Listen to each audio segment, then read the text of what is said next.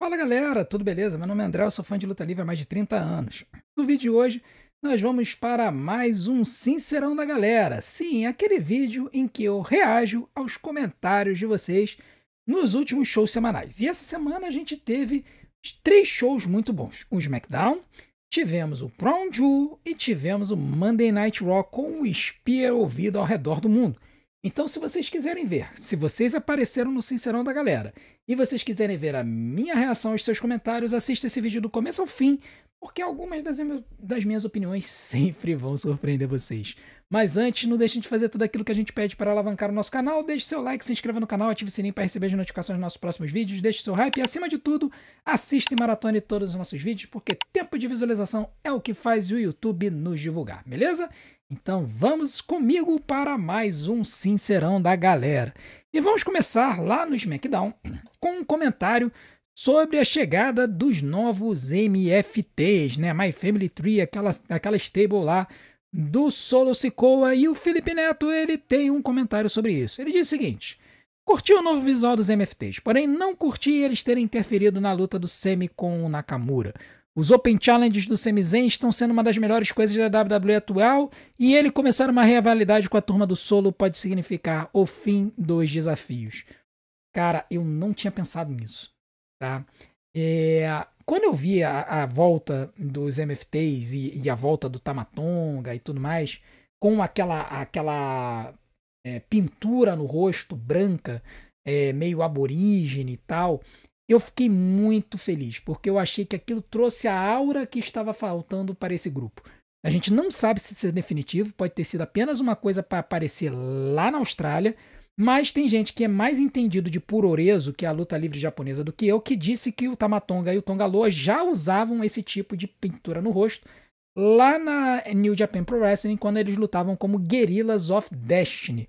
Então, se eles mantiverem essa pintura para o main roster, eu acho que vai ficar muito, muito legal. Vai dar uma cara para eles de muito mais perigosos do que eles tinham antes.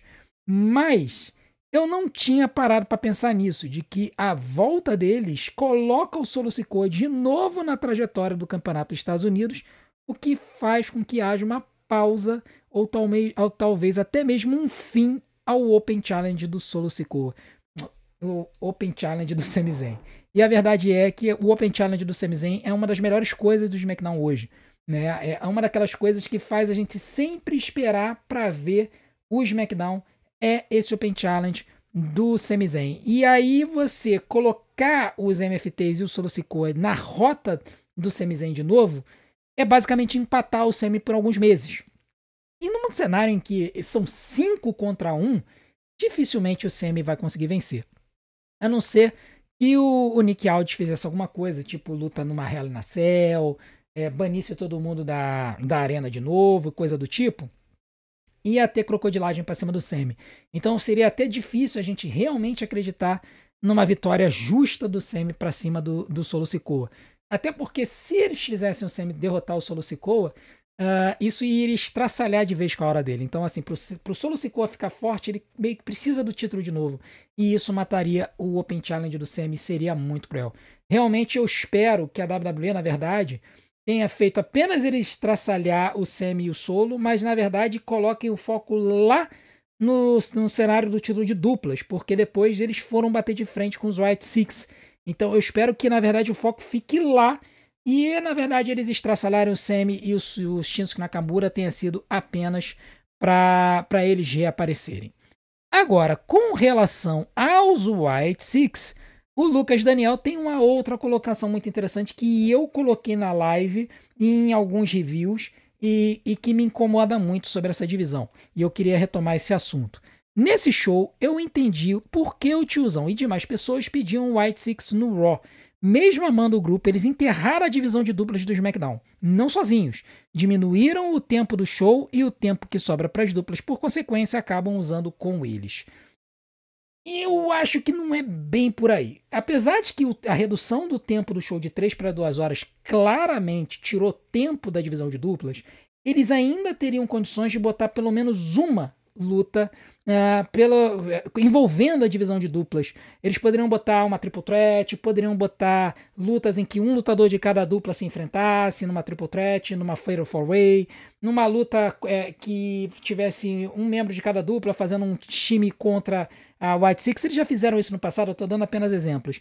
Teria como eles envolverem as duplas do SmackDown. Eu acho que o grande problema foi que eles pegaram os White Six e eles forçaram demais eles, empurrando eles como uma força dominadora que simplesmente zerou a divisão de duplas do SmackDown. E no momento que eles zeraram a divisão do SmackDown, as duplas já não tinham mais sentido de existir. Eles estariam apenas lutando entre eles para ver quem é que ia ter o prazer de perder dos White Six de novo. Então, eles fizeram, na verdade, eles pegaram um grupo muito bom para ser dominante, mas botaram no show errado. Eles tinham que ter colocado o White Six no Monday Night Raw, que é uma divisão muito mais de personas, muito mais de gimmicks do que o SmackDown, que é uma divisão muito mais de qualidade no ringue. Não que o Joe Gacy e o Dexter Lumis não tenham qualidade, mas eles não estão no nível da divisão do SmackDown. A história da divisão do SmackDown era a qualidade das lutas. A história na verdade, a divisão de duplas do Raw nem história tinha. Então a história poderia ser justamente o White Six chegando lá, passando o carro por cima de todo mundo, e aí surgirem duplas novas para enfrentarem eles, como por exemplo os Lucha Bros, como por exemplo alguma dupla no NXT. Então eles poderiam fazer isso lá no Raw para revitalizar o Monday Night Raw e deixar o SmackDown como estava, que estava sensacional. Agora que o White Six passou o carro para cima de todo mundo, o que aconteceu? A divisão foi simplesmente jogada no lixo, né? Os Street Profits perderam para eles em 7 minutos no último show, né? No SmackDown, perderam em 7 minutos. O DIY e o Motor City Machine Guns já sumiram, foram fazer tour lá na NXT. O Fraxon também já sumiu. O Exxon agora vai lutar na NXT, numa luta pelo campeonato Speed da NXT. Então significa que ele vai dar uma sumida do main roster, provavelmente. E aí você tem os Los Garza, foram parar lá na AAA. Apareceram recentemente, serviram de jobbers também. O Carmelo Reis e o The Miz se separaram. Né? O Street Profits está aí se engalfinhando. A gente não sabe se vai ter heel turn, se não vai ter heel turn.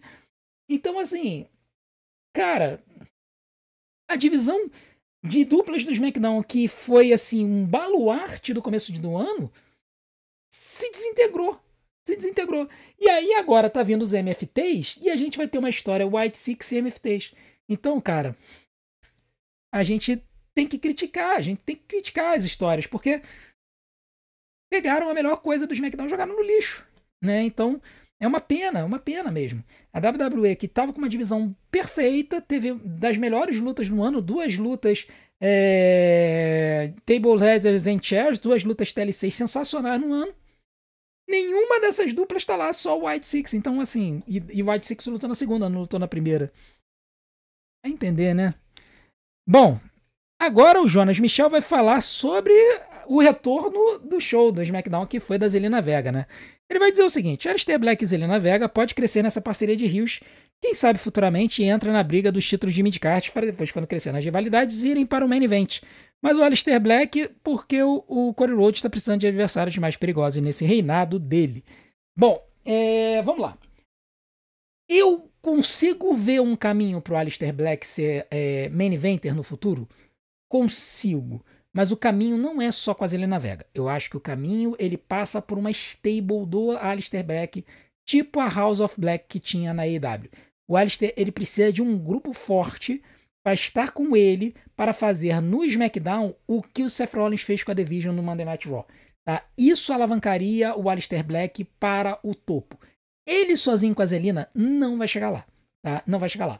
Os títulos de midcard são possíveis? Sim, passam a ser possíveis. Por quê? Porque aí a Zelina Vega vai atrapalhar as lutas do Aleister Black. Nem tanto o Aleister atrapalhar as lutas da Zelina, mas a Zelina atrapalhar as lutas do Aleister Black. Então ela vai estar ali, vai estar avacalhando com um semi-zen da vida e tal. Então é possível que lá na frente o Aleister Black vença esse campeonato dos Estados Unidos. Eu acho até bem provável que isso aconteça.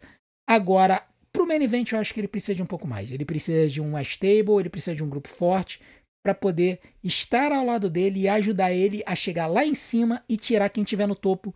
E aí a gente não sabe quem é que vai estar na época, se vai ser Cody Rhodes, se vai ser Randy Orton, se vai ser qualquer outro lutador, até mesmo o próprio Sami Zayn. se o Sami Zayn tivesse sido elevado. Então, é possível, mas eu acho que só a Zelina não vai ser suficiente. Agora nós vamos para o Crown Jewel. E aí, cara, tem muita coisa que a gente precisa falar do Crown Jewel. E eu quero, assim, muitos comentários de vocês foram sensacionais. O 1 de Vida trouxe um comentário que é a síntese de quem viu a luta do John Cena. Cena e AJ Styles foi mágico. E a homenagem ao Bray Wyatt foi linda. Já disse várias vezes aqui nos comentários dos seus vídeos que Cena, Wyatt e Jeff Hardy são meus heróis. Vou lembrar para sempre desses caras. Olha, eu que não sou fã do Cena, eu fiquei emocionado na hora da live quando o Cena mandou o Sister Abigail com direito ao beijinho na testa que o Bray Wyatt fazia antes de aplicar o golpe. E eu acho que, além disso, a crowd, a plateia da Austrália levantar as lanternas logo depois da aplicação do golpe foi o toque final para a cena ficar absoluto cinema. Eu acho que a WWE pode ter dado uma incentivada nisso, dando uma apagada nas luzes e fazendo algumas pessoas plantadas na plateia levantar a lanterna primeiro, porque isso acaba fazendo o efeito manada e todo mundo acender as lanternas. Mas o fato é que ficou lindo de morrer. Toda a luta foi sensacional e eu tô amando esse fanservice do Cena. Essas lutas em que o Cena fica aplicando diversos finalizadores de outros lutadores. Tá? Só nessa luta a gente viu um monte deles. Eu acho que os mais legais de ver foram o Walls of Jericho, do Chris Jericho, o Sister Abigail, do Bray Wyatt, o RKO, o quase 619, que ele tentou aplicar, mas o AJ impediu, o Sweet Chin Music, do Shawn Michaels, e aí muita gente falou, foi o James Storm que começou isso. Não, não foi. O James Storm, na verdade, fazia a mesma coisa que o Shawn Michaels fazia. Se você pegar um vídeo do Shawn Michaels lá de 1998, 2002, 2003, muito antes do James Storm, o Shawn Michaels ele batia o pé no ringue, que era o tuning up the band, era o que ele fazia, tá? E depois teve o Tombstone Piledriver. Uma outra coisa, o Chokeslam, que o John Cena deu, que era exatamente como o Kane e o Undertaker faziam, tá? E o movimento do Mark Henry, que o pessoal notou, que é o splash em que ele rola e levanta o adversário. O Mark Henry fazia muito isso. Ele rolava, pegava o adversário e aplicava o Strongest Slam. Mas a verdade é que não era só o Mark Henry que fazia esse rolamento. O próprio John Cena já fez muitas vezes esse rolamento em que ele, quando o lutador dava o splash, ele rolava com ele, levantava, jogava no ombro e aplicava o AA logo depois. Tá? Então, o Cena já estava acostumado a fazer isso, mas ele com certeza deve ter pego do Mark Henry. A luta em si foi maravilhosa, foi sensacional e eu concordo com você. Esse momento, especialmente do Bray Wyatt, foi o mais emocionante da luta. E o que mais me empolga é ver a próxima luta do Cena para ver qual vai ser as homenagens, quais vão ser as homenagens que ele vai utilizar na luta. Agora nós temos alguns comentários justamente sobre o Seth Rollins, né? E sobre a luta dele contra o Cody Rhodes. E aqui eu coloquei esses dois comentários porque foram dois comentários que envelheceram muito rápido, né?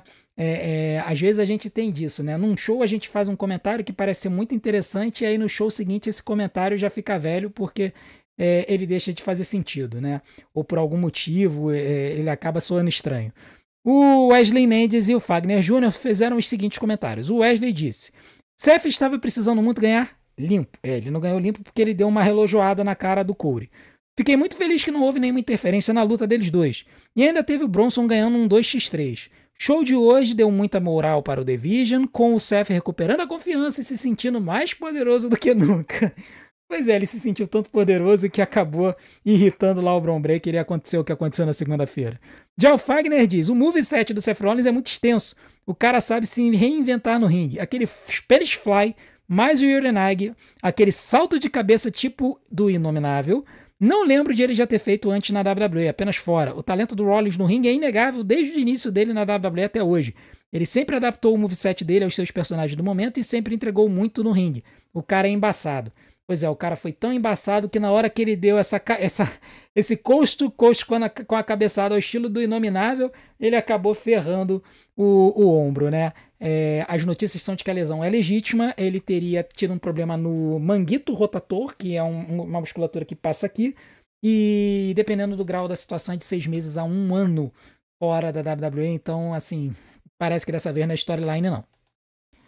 Agora nós vamos falar sobre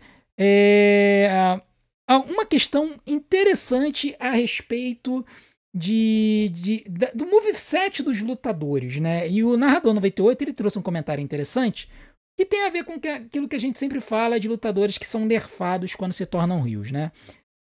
Ele diz o seguinte: uma coisa que eu acho zoada quando superastros e estrelas tornam face é que um dos moves golpes, tipo submissão, eles não usam. Uma das coisas mais apelativas do Roman quando o combate ficava difícil pra ele era apelar pra guilhotina.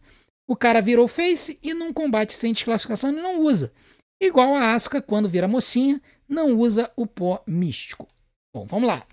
Aqui uma coisa, outra coisa, outra coisa. A gente não pode comparar maçãs com automóveis, tá? No caso do Roman, a guilhotina era um golpe absolutamente válido, né? Era um golpe legal. E eu acredito que ele, por algum motivo, ele pode ter deixado de usar, provavelmente pelo fato de que o golpe de submissão geralmente não traz o mesmo pop quando ele encerra uma luta do que um golpe que gera o pinfall. É só você ver a reação do público. Tá? Uma coisa é o público reagir a uma submissão. O público vai reagir de um jeito. Uma outra coisa é a reação a um pinfall. No pinfall o pessoal conta 1, 2, 3 e aí o pessoal surta. É muito raro na WWE a gente ter tido instâncias, situações em que uma submissão fez com que o público vibrasse muito. A que me vem à cabeça foi o Daniel Bryan na WrestleMania 30, quando ele fez o Batista bater. Mas era porque todo mundo odiava o Batista e queria ver ele bater um cara muito maior batendo para um cara menor, no caso do Daniel Bryan. Mas aqui, nesse caso, eu acho que tem muito a ver porque com o fato de que o Spear, quando utilizado pelo Roman Reigns, quando ele vai para o pinfall, o público engaja mais do que quando ele usa a guilhotina. Tá? O próprio Undertaker, ele chegou a usar o Hell's Gate algumas vezes para ganhar as suas lutas, mas o público sempre vibrou muito mais quando ele aplicou o Tombstone Piledriver. Então, eu acho que tem a ver, e essa questão da utilização de submissões por heels e por faces tem a ver com isso.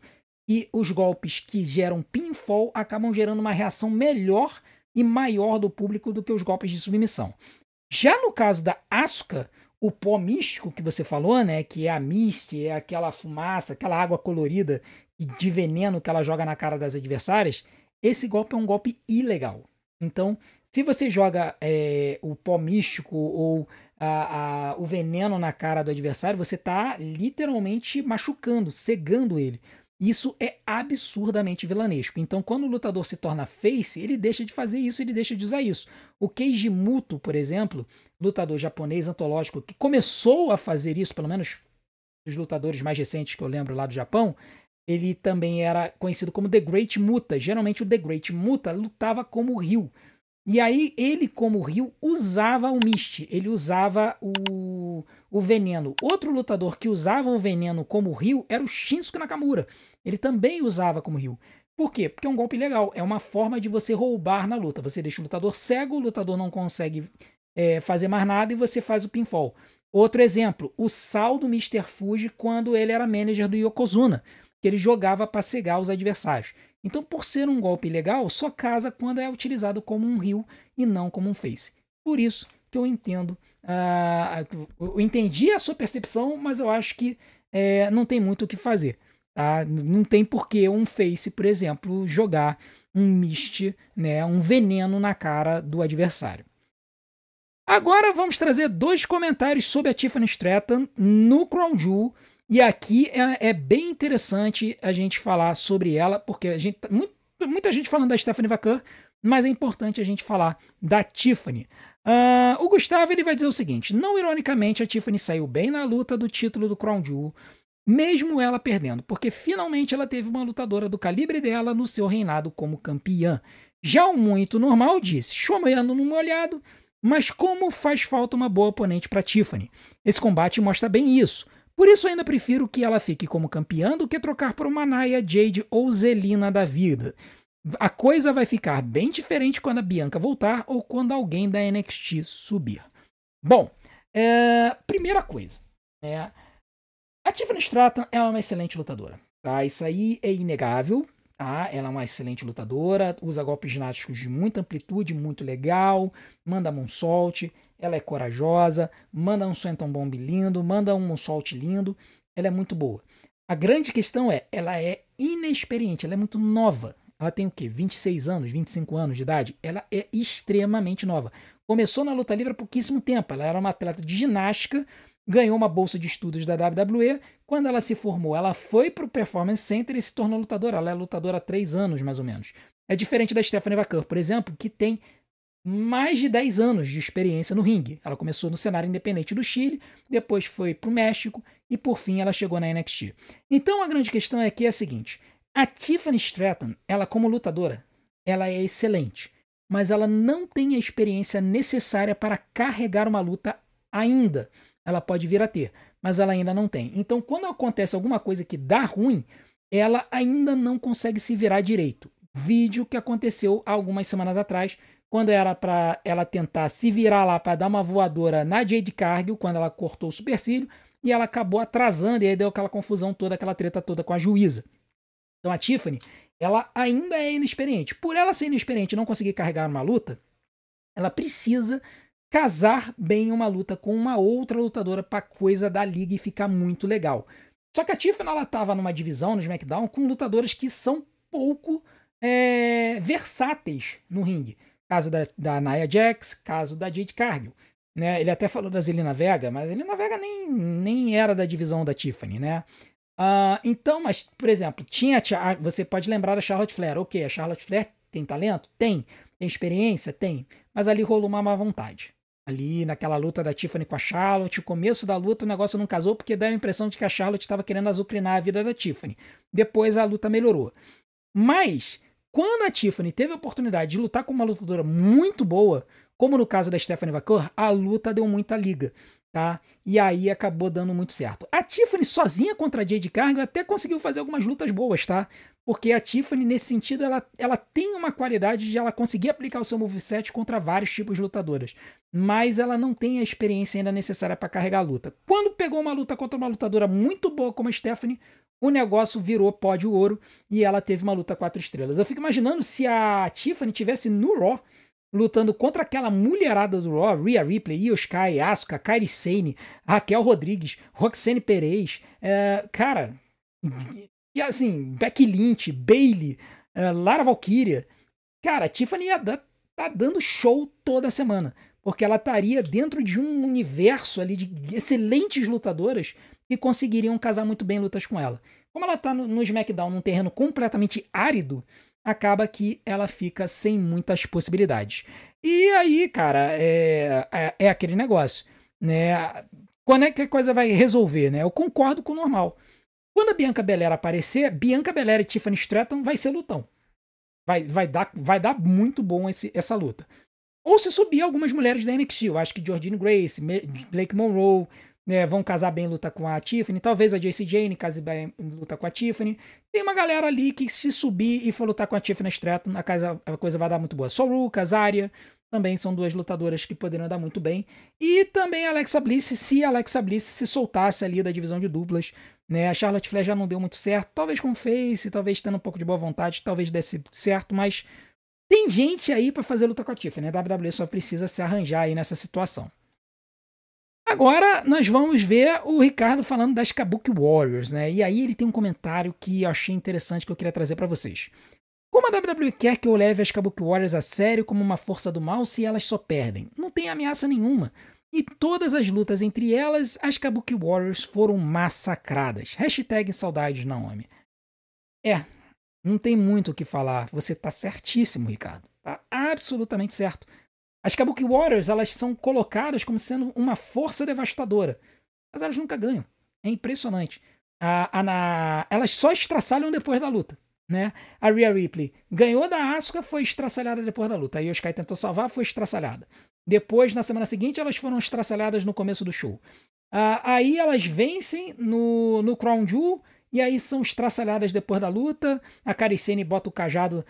Aí depois chega na segunda-feira. Na verdade, não foi no Crown Jewel que elas foram estraçalhadas, né? Elas venceram no Crown Jewel, vibraram tal. Quando chegou na segunda-feira, a Rhea Ripley lutou contra a Kairi Sane, venceu a luta, mas foi estraçalhada depois, né? Foi estraçalhada pela Asuka, pela Kairi Sane meteu o cajado no ombro dela. Então, assim, fica aquela sensação de que a WWE tá tentando manter o hit das Kabuki Warriors com elas batendo muito na Rhea e na Io. Só que quando chega na hora H, que é fazer o pinfall e vencer a luta, a WWE não tá fazendo o que deveria, né? Então eu acho que realmente a WWE precisa mudar um pouco as coisas. Se eles quiserem que as Kabuki Warriors sejam tratadas como uma força realmente, principalmente a Asuka, elas precisam vencer.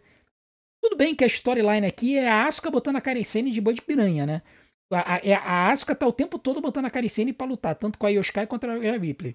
Quando a Asuka lutou contra a Rhea, ela perdeu, né? E muito em função de uma interferência ali da Kairi que ela tentou fazer e não conseguiu. Mas a WWE vai precisar mudar isso, porque senão as Kabuki Warriors vão perder toda a credibilidade, né? E aí é aquele negócio. A gente tá naquela dúvida o que vai acontecer com a Kairi Sane. Bem provável que ela vá se voltar contra a Asuka, né? Mais cedo ou mais tarde. Mas quando acontecer isso, a Kairi também vai estar sem hit, porque, assim, ela não tem, assim, um perigo como lutadora. Ela tá perdendo o tempo todo, assim como a Asuka. Então, é uma pena, porque estão acabando jogando fora essas duas lutadoras. Agora, o Jefferson Oliveira vai falar sobre a Division. E aí, a gente vai falar do que aconteceu com o Seth Rollins, né? Para quem mora debaixo de uma pedra ou não acompanha a WWE, o Seth Rollins era o principal líder da principal stable heel da companhia, que era a Division, formada pelo Bron Breakker e Bronson Reed, com o Paul Heyman. E aí o Seth Rollins ganhou a luta do Crown Jewel no sábado. Quando chegou na segunda-feira, o Bron Breakker se voltou contra o Seth Rollins, mandou um spear nele e convenceu o Bronson Reed e o Paul Heyman a se voltarem contra o Seth, apoiando os dois, né? Então, a grande questão que surgiu aí entre o pessoal é o que fazer, considerando que a história é de que o Seth Rollins teve uma contusão legítima, né? E aí o Jefferson disse o seguinte: que paia. Division tinha que ter tomado o Raw de assalto, incluindo o título de duplas esquecido no locker room na Judgment Day. A vontade de chocar anulou o drama que deram para a luta de sábado. E assim, mesmo que a motivação tenha sido a lesão, não dava para buscar outra saída? Essa pergunta do Jefferson me fez pensar. Não dava para a WWE ter pensado numa outra saída que não fosse destruir com a Division agora? Será que não dava para eles terem mantido a Division por um tempo e lá na frente terem feito com que o Seth realmente acabasse sendo jogado de lado? Eu fico pensando sobre isso e eu não consigo ver uma saída. Assim, eu não consigo. Se vocês conseguem ver uma outra saída, botem aqui nos comentários. Eu não consigo. Porque, assim, muita gente falou: poxa, o Brock Lesnar podia ser o líder da Division. O LA Knight podia vir. O Jey Uso podia vir. O Austin Theory poderia ser o verdadeiro líder da Division. Eu acho que não faria sentido nenhum. Eu acho que, pensando a longo prazo, a melhor história era botar o Bron Breakker como novo líder da Division e fazer todo mundo se cercar em volta dele. Eu acho que foi a melhor solução. E aí a questão de, poxa, mas foi muito rápido.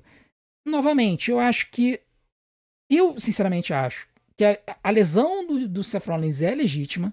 Eu não acho que a WWE ia usar a mesma storyline 2 vezes em 2 meses, que foi a história do Seth Rollins estar com o joelho ferrado e no final das contas a gente descobrir que não era nenhuma lesão. Eu não acho que eles fariam a mesma coisa 2 vezes. Eu acho que é legítimo.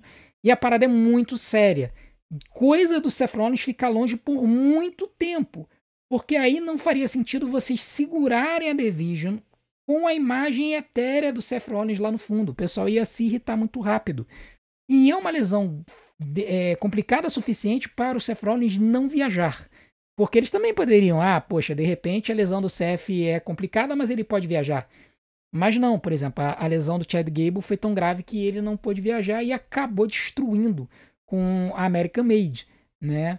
Então eu acho que no caso do Seth a parada deve ser grave mesmo, tão grave que a WWE preferiu não botar ele para viajar, não botar ele no circuito.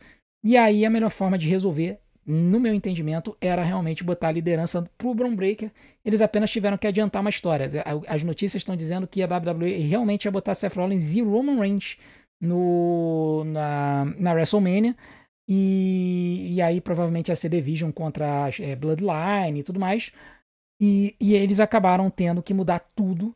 E aí agora a gente tem que ver o que, que vai acontecer aí com essa história toda, porque o Roman Reigns agora a gente não sabe, ele está envolvido ali com o Jay e com o Jimmy. E no caso do Campeonato Mundial, a gente não sabe o que vai acontecer. Né? O Bron Breakker pegou o título na mão. O que, que isso significa? Não sabemos. Tá? Pode ser que a gente tenha uma luta Bron Breakker e CM Punk. E se a gente tiver uma luta Bron Breakker e CM Punk, na minha opinião, o Bron Breakker ganha e se torna o novo campeão mundial peso pesado da companhia. Algo que eu vou achar um erro, porque eu acho que é muito cedo. Mas eu acho que é o que vai acontecer. Agora, o próprio Bron Breakker, né, tem muitas críticas com relação a ele, e o 1 de Vida, ele trouxe um outro comentário muito interessante. Ele vai dizer o seguinte: vamos falar a verdade, Bron Breakker só é bom no ringue e não tem mais nada. Como personagem, ele é muito genérico. Bom, aqui é uma coisa interessante, porque a gente hoje está vivendo uma era em que os personagens da WWE eles são mais realistas. A gente não tem visto personas muito espalhafatosas. Algumas são diferentes, né? Então você tem a Bayley bipolar, você teve a Naomi, bruxa no passado. Você tem uma Io Sky muito borbulhante. Você tem a Asuka bem vilanesca, a Kairi Sane bem espalhafatosa. Mas você tem alguns lutadores e lutadoras que você não vê assim muito uma gimmick. Você vê uma personalidade. Você não vê uma personagem, você vê uma personalidade. Então você vê o Jey Uso é a personalidade dele exagerada. A própria Chelsea Green fala que a personagem dela na frente das câmeras é ela elevada à 10ª potência. E eu acho que isso acontece muito com vários lutadores. A grande questão do Bron Breakker é que eu acho que ele não acertou ainda o ponto do personagem dele. Ele precisa dar uma aumentada na potência desse personagem dele, e eu acho que talvez ele agora se tornando líder da Division, ele vai ter que fazer isso. Essa persona mais violenta dele vai ter que transparecer mais. Ele vai ter que ser um cara que é o cara do espia, é o cara que demole todo mundo, é o cara que ninguém consegue encarar de tão bruto que ele é. Ele vai ser uma mistura de Goldberg com Gunther, com Roman Reigns, tudo somado e um cara que fica latindo lá para todo mundo. Eu acho que existe um ponto na persona dele que é um cara que perde a cabeça rápido e muito fácil. Tanto é que o Paul Heyman fica segurando. Esse turn pra cima do Seth Rollins foi muito ele cansado de ficar ouvindo o Seth Rollins falando que ele não precisava do Braun, não precisou do Braun esse tempo todo. E eu acho que é isso aí que vai ter que ser um pouquinho mais elevado, vai ter que ser um pouquinho mais refinado para que a gente consiga ver uma persona melhor do Bron Breakker. Tá? Mas eu não acho que é genérica. Eu acho que tem gente mais genérica do que ele. O LA Knight, por exemplo, eu vejo um pouco genérico. O LA Knight, ele só tem uma coisa: o grito. E a música já até enjoou um pouco. Tá? O hype que o LA Knight tinha morreu no passado. Então, na minha opinião, eu acho que o Bron Breakker tá chegando lá. Talvez aí no próximo ano ele acabe se tornando o cara que a gente imagina que ele venha se tornar. Já o Rafael, ele faz um comentário muito legal sobre rivalidades para Stephanie McMahon. Lembra que eu falei que a WWE iria precisar construir histórias para Stephanie McMahon, que se tivesse colocado o título na Io teria sido melhor? A gente já viu nessa segunda-feira a WWE tentando fazer isso, colocando o Judgment Day na frente da Stephanie McMahon. E aí ele tem um comentário muito interessante, porque no show deu a entender que eles vão colocar a Roxanne Perez para ser a primeira lutadora a enfrentar a Stephanie McMahon. Mas o Rafael ele diz o seguinte: preferia a Raquel Rodrigues rivalizando com a McMahon. Ela tem mais personalidade e merece há mais tempo uma grande história que achei que viria rivalizando com a Rhea. Cara, você pegou num ponto nevrálgico aqui. Porque eu acho, sinceramente, que a Roxanne vai ser o primeiro passo. Mas que seria interessante a Raquel Rodrigues pegar esse título, seria. Eu acho que não vai acontecer. Mas se a Raquel Rodrigues pegasse o título, ela teria uma história pronta com a Rhea Ripley. E aí, poderia envolver a Io. Aí, ajudando a Rhea, enquanto a Roxane ajuda a Raquel Rodrigues a manter o campeonato mundial. Isso elevaria o grupo, elevaria o Judgment Day, porque agora eles teriam um campeão mundial lá de novo. No caso, a campeã mundial seria a Raquel Rodrigues. E a gente teria múltiplas histórias construídas em torno desse campeonato de novo. Do jeito que está, a situação que a gente está vendo é que, na verdade, a WWE vai começar a pensar algumas lutadoras que as derrotas não vão causar muito impacto porque elas já estão meio detonadas e vão colocar para servir de janta para Stephanie Vaquer. E eu acho que, infelizmente, é o que vai acontecer com a Judgment Day, é o que vai acontecer com a Roxane, é o que vai acontecer com a Raquel Rodrigues em seguida. O que é uma pena, porque eu acho que a Raquel Rodrigues ela tem talento, ela tem uma persona bem legal e ela poderia ser, sim, uma campeã mundial. Eu consigo ver isso, tá? Mas infelizmente a WWE não me tem lá no seu círculo criativo, então eles não me ouvem. Já o Fusion trouxe um comentário que vai encerrar o vídeo, porque em cima desse eu vou fazer um outro vídeo e eu vou explicar para vocês. O comentário dele é o seguinte: a Stephanie Vaquer é muito forçada, a maioria vai discordar de mim pois é sul-americana, mas os mesmos iriam concordar comigo se ela tivesse nascido na Argentina. Bom, a respeito da gente dizer que a Stephanie seria forçada se ela tivesse nascido na Argentina, ele está falando muito com relação à rivalidade Brasil e Argentina, eu concordo. Eu concordo. Eu acho que a gente não teria tanta boa vontade com a Stephanie se ela fosse argentina. Acho que a gente, como brasileiro, teria uma certa rivalidade. O pessoal do resto do mundo, não. O restante do mundo talvez visse a Stephanie Vaquer da mesma forma como vê hoje. Para eles faz a menor diferença se ela fosse argentina, se ela fosse chilena. A gente teria uma birra com ela. Sim, isso é um fato. Agora, com relação a ela ser forçada, cara, o assunto é tão profundo, tão complexo, que o Matt fez um vídeo no canal dele e eu fiz uma reação a esse vídeo. Eu vou lançar esse vídeo ainda hoje. Fica ligado aqui no canal, ele deve aparecer aqui. Se ele aparecer, ele vai estar primeiro para a área de membros. Quando for mais tarde, às 6 horas da tarde, esse vídeo vai para todo mundo do canal. A gente se vê do outro lado. Não deixa de assistir esse vídeo aqui para você saber qual é a minha visão sobre a Stephanie Vaquer ser forçada. A gente se vê daqui a pouquinho do outro lado. Um grande abraço. Até a próxima.